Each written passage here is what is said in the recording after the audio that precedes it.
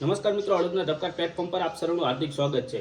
મિત્રો, સમાચાર મેરુપર ગામથી મળી રહ્યા છે। મેરુપર ગામના જે ફાધર છે તે વિસ્તારમાં સવારમાં જે એક વ્યક્તિ છે તે ત્યાંથી પસાર થઈ રહ્યા હતા ત્યારે ત્યાં નવજાત શિશુ જેનો મૃતદેહ જે જોવા મળ્યો હતો અને આને લઈને ગામમાં જે છે તે આક્રોશ ફાટી નીકળ્યો છે કે આ ગામમાં જે નાનું એવું બાળક જે કહી શકાય કે નવજાત શિશુ છે જેને હજી આ પૃથ્વી પર જન્મ લઈ અને તેને દિવસો પણ નથી જોયા અને એવા સમયે કોઈ એને તરસોડી દીધું છે।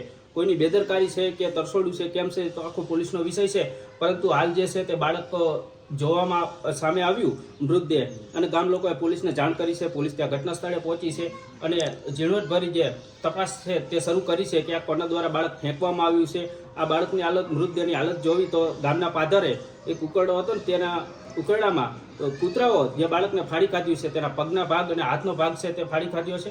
માત્ર જેનો માથાનો ભાગ અને શરીરનો ભાગ જ બાળકનો જે છે તે દેખાઈ આવી રહ્યો છે અને તેને લઈને ગામ લોકો કહી રહ્યા છે કે કોઈ એવા વ્યક્તિઓ છે જે અમારા ગામનું નામ બદનામ કરવા માંગે છે અને અહીં આ બાળકને છોડી ગયા છે, પરંતુ આ તમામ બાબતો વચ્ચે આ બાળકનો શું વાંક અને આની સંપૂર્ણ રીતે તટસ્થ તપાસ થાય તેવા ગામ લોકો તેવી માંગ કરી રહ્યા છે।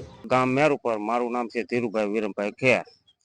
જાણવા મળે તે સવારે અમારા અહીંયા માણસો નીકળ્યા, મેન રસ્તો છે અને ગામની અવર જવર છે, એમાં એક ભાઈ એક કૂતરા સૂકતા હતા, ભાઈ ઉભા રહ્યા અને જોયું તો કે મનુષ્ય જેવું, માણસ જેવું દેખાણું।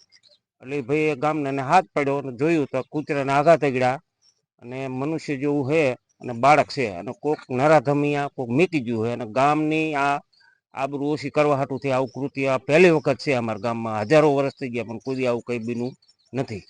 પછી અમે પોલીસને જાણ કરી, પોલીસ આવી જઈ છે અને આની સચોટ તપાસ થાય અને આને પૂરા પગલાં ભરે અને બાળકના માતા પિતાને શોધી અને લાવે ને આ ગામને થોડુંક ગામનું નામ ખરાબ થાય છે। અમારા ગામમાં કોઈ આવો પ્રશ્ન બન્યો નથી વર્ષોથી એમ, એટલે આ જાણી જોઈને કોઈ કરી ગયું, હા કૃત્ય કરી ગયું છે ગામનું નામ ખરાબ કરવા માટે।